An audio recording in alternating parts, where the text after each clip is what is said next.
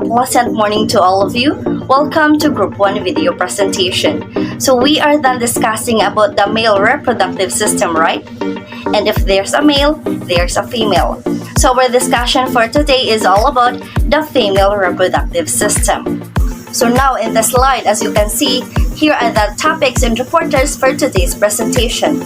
Angelica Galliano and I will gonna tackle about functions and locations of the parts of the female reproductive system.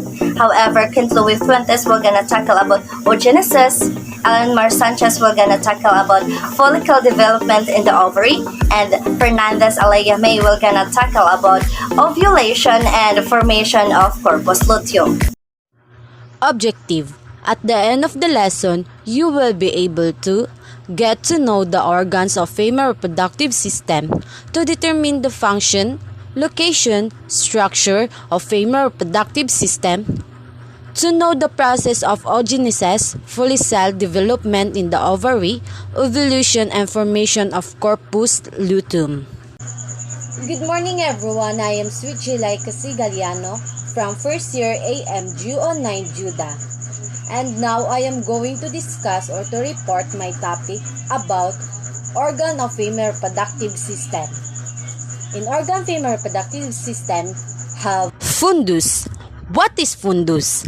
The Latin term fundus means bottom and is used to describe the area of an organ which is opposite the opening. Despite the name, this anatomical structure can be located at the top or side of an organ, not necessarily the bottom in terms of orientation in physical space. Numerous organs in the body have an area referred to as the fundus, and many anatomy texts have listing for this structure in the index and can point interested readers to various illustrative plates. As you can see in the picture, that is the location of fundus in the top or side of an organ in female reproductive system. Next is fallopian tube. Fallopian tube is a pair of long and narrow ducts in the female human abdominal wall that transfer male sperm cells to the egg, provide a suitable environment for fertilization, and transport the egg from the ovary, where it is formed, to the central channel or lumen of the uterus. In my example here in the screen, as you can see, that is the location of the fallopian tube. The importance of these organs, the facts that the fallopian tube are the site of fertilization. It is fallopian tube where the sperms are able to fertilize the ovum from the zygote starts dividing and grows into an embryo. Next is uterine cavity. The inside of the uterus, known as the uterine cavity, is one of the major structures necessary for the developing child. So, this is the location of uterine cavity. And the uterine cavity is formed by lateral walls of the uterus as well as the bottom wall of the fundus or top portion of the uterus. Next is myometrium. Here in my example, this is the location of myometrium in female reproductive system. So what is this? What is the function of this? The myometrium is the middle layer of the uterine wall, consisting mainly of uterine smooth muscle cells, also called uterine myocytes, but also of supporting stromal and vascular tissues. Its main function is to induce uterine contractions. During the pregnancy, the myometrium allows the uterus to expand and then contracts the uterus during childbirth. Inside the myometrium is the endometrium layer that borders the hollow lumen of the uterus. So what is the endometrium saying here? Endometrium is one of the stars of the female reproductive system, playing key roles during the menstrual cycle as well as during pregnancy. It also called the endometrial lining. The tissues is made up of cervix as the wallpaper of the uterus or womb, the pear-shaped organ that houses developing baby. So this is the location of the endometrium. That's all my topic, and Ms. Hubahi will continue the other organs of the female reproductive system. Thank you for your listening. Good morning, everyone. As you all know, my name is Vatameja Hubahib, and I am here to continue discussing about the functions and locations of the parts of the female reproductive system. So as you can see in my table of contents, I have 5 parts. First, we have the egg. Second, we have the ovary, uterus, vagina, and lastly, we have cervix. Now let's have egg cells. Egg cells are also called as ova or oocytes is produced by the ovaries. So the main function of egg cells is to pass on to the next generation the genetic material through reproduction. Also, the function of the ovum is to carry the set of chromosomes contributed by the female and create the right environment to enable fertilization by the sperm. Ova also provide nutrients for growing embryo until it sinks into the uterus and the placenta takes over.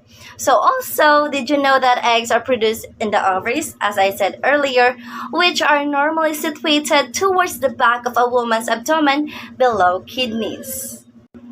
So where does the egg cell will be transported? So the egg cell will be transported to the fallopian tube where fertilization by a sperm may occur.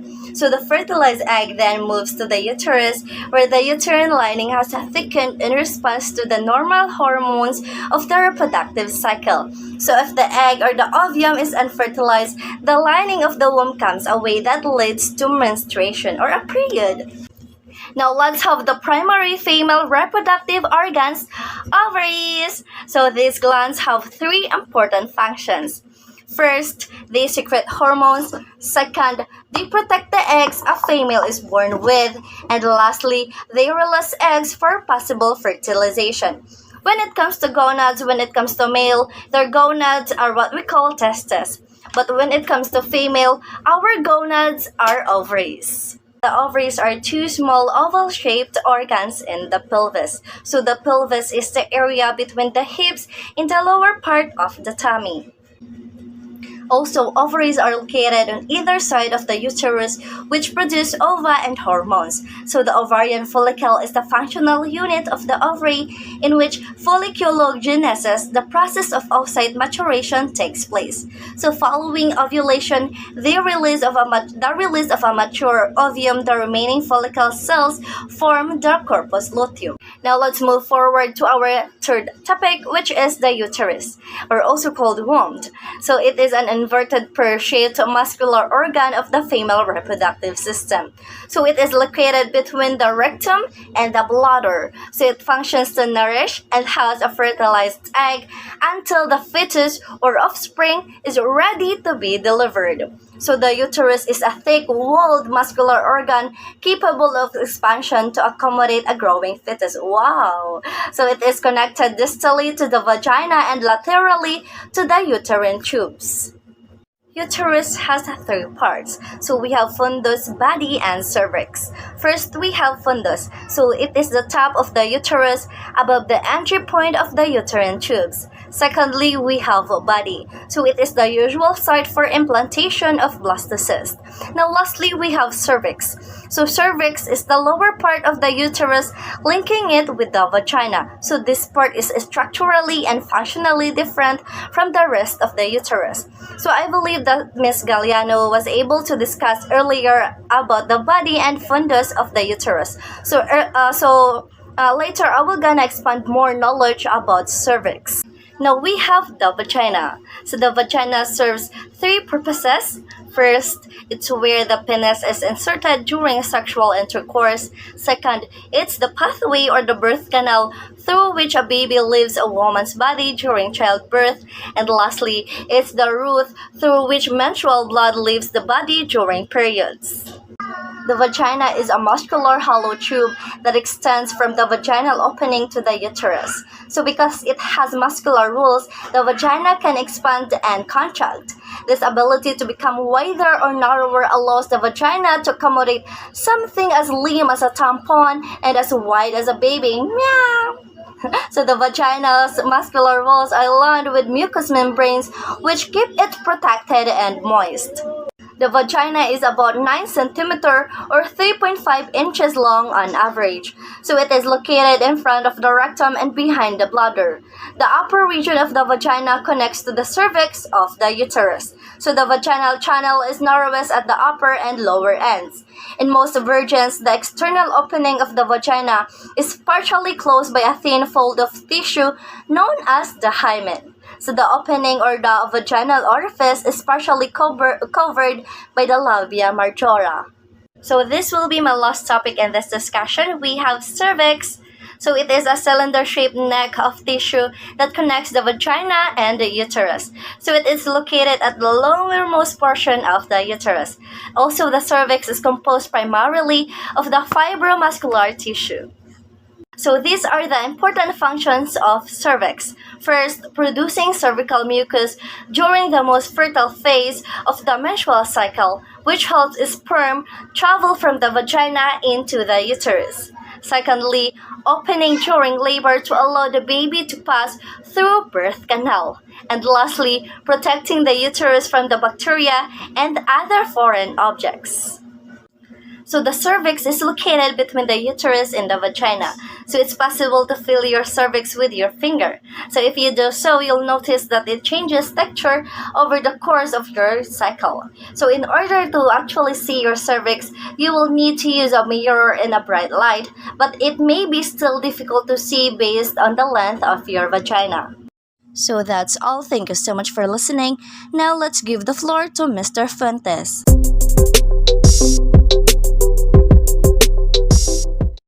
Everyone, my name is Ken Louis Fuentes from 1YG09. So now, we're going to talk about the female reproductive system under oogynetes. So now, let's begin introduction. Oogynetes occurs in the outermost layers of the ovaries, as with sperm production. Oogynetes start with a germ cell, called an oogynium, plural oogynia. But this cell undergoes mitosis to increase in number, eventually resulting in up to 1 to 2 million cells in embryo. So, a female sexual organ in various algae and fungi that corresponds to the archaic volume occurs in bottles, and the second are dependent of a primordial germ cell that gives rise to oocytes. Oocynium haploid and diploid. So, oocynium is a diploid. An oocynium, plural oocynia, is a small diploid cell which upon maturation forms a primordial follicle and a female fetus, or the female haploid or diploid, the mitochondria of certain cellulites. Primary oocyte. The oocyte that arise from the oocynium via the process of oocytogenesis and gives rise to secondary oocyte and polar body after first meiotic division, meiosis I. In humans, the primary oocyte are produced by the process of oocytogenesis that occurs during embryonic stage at the time each oocynium inside the ovaries of the fetus divides and enters the initial stage of meiosis I to become the primary oocyte. The primary oocyte, however, will not complete meiosis I but rather stop at glucose 1 of meiosis I. It will only complete meiosis at the time of ovulation, that is at the time the child reaches the puberty stage. By the time the primary oocyte undergoes first meiotic division, giving rise to one secondary oocyte and one polar body. Primary oocyte. The resulting oocyte when meiosis I is completed and gives rise to oocyte and ovum cell upon the completion of meiosis II. In humans, the secondary oocytes are produced when the primary oocytes complete meiosis I. The second phase of meiosis II follows through but only partially. The secondary oocytes will be halted at the stage of phase II of meiosis II until fertilization takes place. Thus, when a sperm cells like this, the female takes.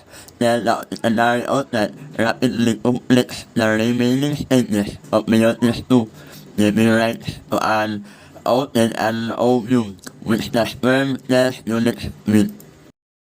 Primary polar body.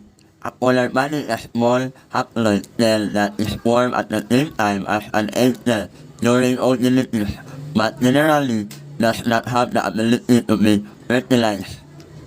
When certain diploid cells in animals undergo cytokinesis after meiosis to produce egg cells, they sometimes divide unevenly. Most of the cytoplasm is integrated into one daughter cell, which becomes the egg or ovum, while the smaller polar bodies only get a small amount of cytoplasm. They frequently die and disintegrate by apoptosis, but in some cases remain and can be important in the life cycle of the organism. Polar body, a cell that separates from an outlet during meiosis. One containing nucleus produced in the first meiotic division, called also first polar body. One containing a nucleus produced in the second meiotic division, called also second polar body. The second polar body haploid uses with a haploid daughter nucleus from the division of the first polar body diploid. So, a daughter nucleus from the division of the first polar body uses with the pronucleus or two haploid nuclei used from lineage. That's all everyone. So again, my name is Jan Louis Fuentes from BSA 1YG09. Good day everyone, I'm Alma Sanchez and my topic was all about follicle development in the ovary. But before that, I prepared 7 facts about this topic. So, as you see, number 1, the ovarian phases of 28 menstrual cycle. 2, the ovulation occurs mid-cycle and the ovary all eggs are initially enclosed in a single layer of cells known as follicle, which supports the egg. And 3, over time these eggs begin to mature so that one is released from the ovary in each menstrual cycle. 4, development of the follicles is stimulated by productions of follicle stimulating hormone or FSH by the pituitary gland. 5, ripening of the follicles then result in an increase and stronger levels as estrogen is secreted by follicular cells. 6, the follicle plays a major role in the dual function of the ovary oocytes, maturations, and release and steroidogenesis. 7, lastly, the process of follicle growth can be conveniently divided into 2. 1, the organization of primordial follicles and the early growth of primary follicles, the latter of which may persist for years. 2, the recruitment of primary follicles into slow growth phase lasting weeks. So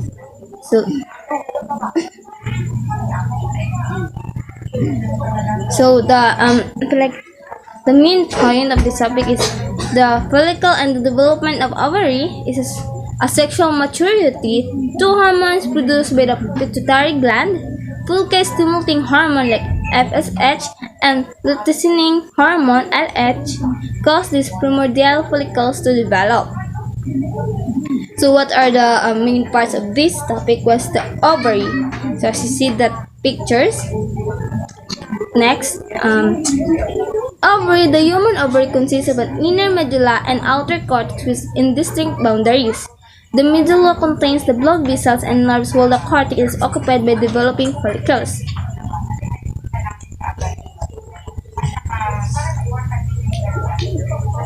A cross-section of an ovary will reveal follicles in various stages of development. The next section will describe the histological features of each stage of follicular development and the major functional changes in the cells composed follicles.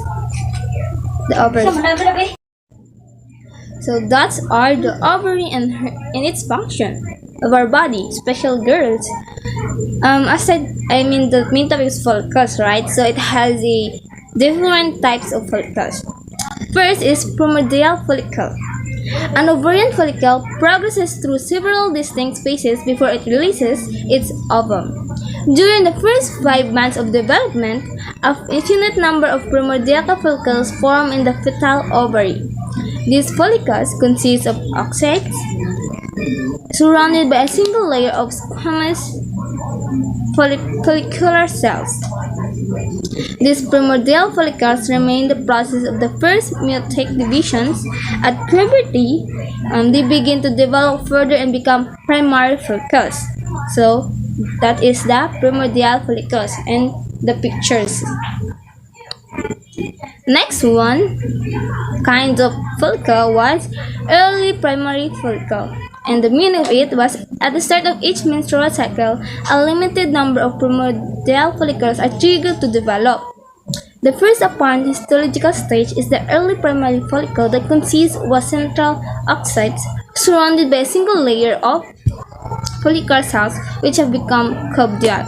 The zone follicle is a thin band of glycoproteins that separates the oocytes and follicular cells. Proteins on the surface of sperm will bind to specific glycoproteins in the zona pellucida. So that's the meaning of it. So it has an early, it also has late primary follicle.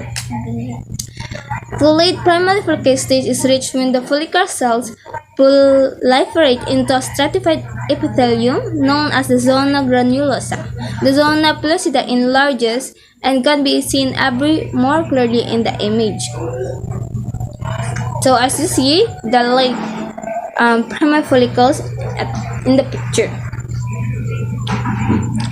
Next one was the secondary follicle. The characteristic feature that distinguishes secondary from primary follicles is the appearance of follicular antrum within the granular layer. The antrum contains fluid which is serine and hyaluron and proteoglycans. Note the increase in cell layers of the zone granulas, the thicker zones below and largest oocyte. At this stage, a layer of cells outside the follicle become evident. These cells compose the theca eterna and contribute to the production of estrogens. Recall that the production of estrogens requires both the cells of the theca eterna and granular cells. Estrogens, like all steroid hormones, are produced from cholesterol. Neither the cells of the theca eterna nor the granular cells contain all the enzymes necessary to convert cholesterol into estrogens. Theca cells contain enzymes that catalyze the initial conversion of cholesterol into estrogens. Theca cells contain enzymes that catalyze the initial conversion of cholesterol into androgens but lack aromatase that carries out the final steps of converting androgens into estrogens. Consequently, androgens produced by the theca the initial steps in estrogen synthesis.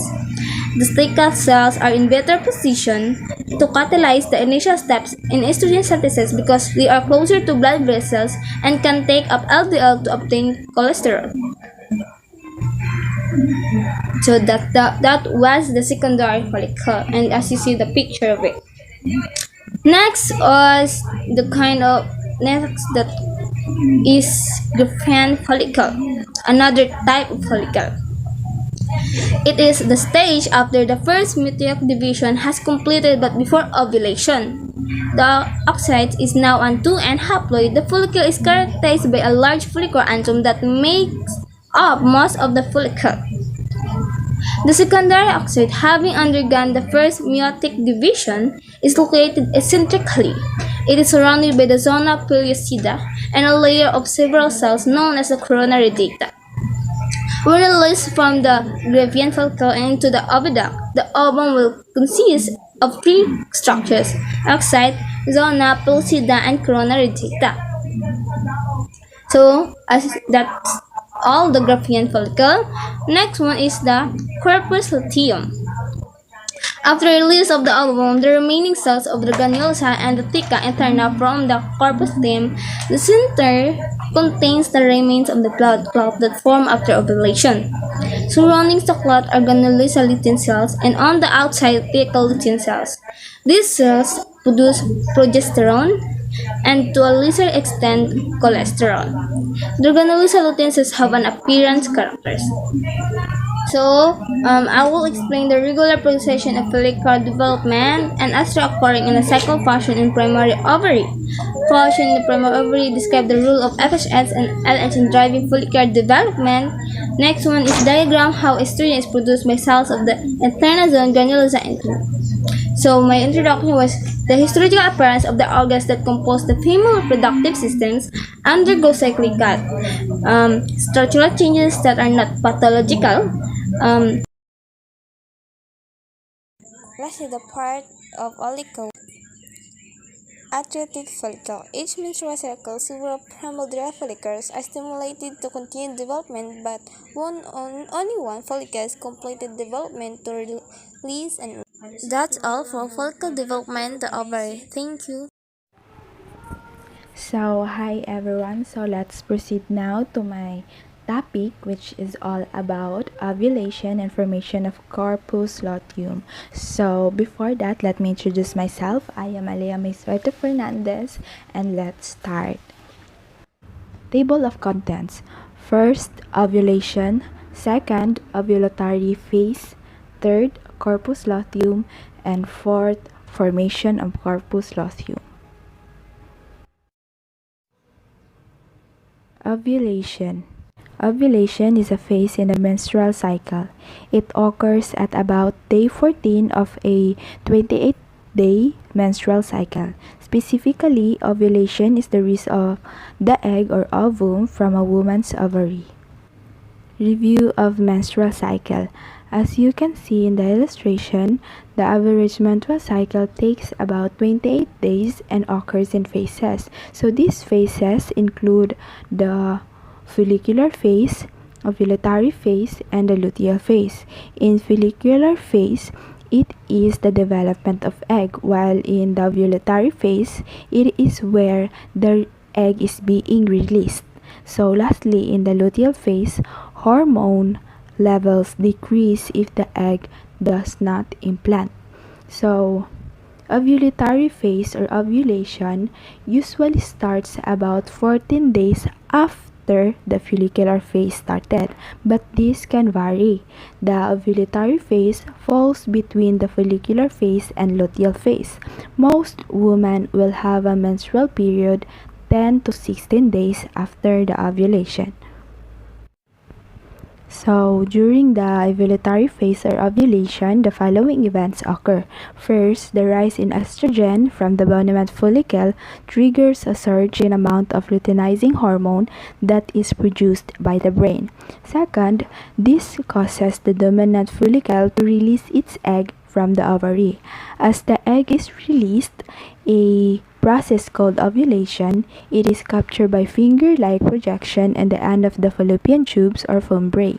The fimbriae sweep the egg into the tube. From 1 to 5 days prior to ovulation, many women will notice an increase in egg white cervical mucus. This mucus is the vaginal discharge that helps to capture and nourish sperm on its way to meet the egg for fertilization. Corpus luteum and formation of corpus luteum. Corpus luteum, a mass of cells that forms in an ovary and is responsible for the production of hormone progesterone during early pregnancy. So your corpus luteum is a completely normal cyst that forms on the ovary every single month in a woman of childbearing age. This cyst is actually a group of cells inside your ovaries that forms during each menstrual cycle. As what I have said earlier, the corpus luteum formed in the ovary during ovulation. During ovulation, an egg is released from a dominant follicle. Following the release of egg and subsequent fertilization, the follicle cells itself off and forms what known as a corpus luteum. So, during the follicle phase, naapan na ang egg sa sulod, and while in the ovulation, i-release na yung egg and then mo-proceed na siya sa luteal phase and mo-produce na ang corpus luteum. So the question is, what will happen after the formation of corpus luteum? The corpus luteum secretes estrogens and progesterone. The latter hormone causes changes in the uterus that make it more suitable for implantation of the fertilized ovum and the nourishment of the embryo. So, kung ang egg is not fertilized, the corpus luteum becomes inactive after 10 to 14 days, and then another menstruation occurs. That will end my presentation. Hope you learned something, and thank you.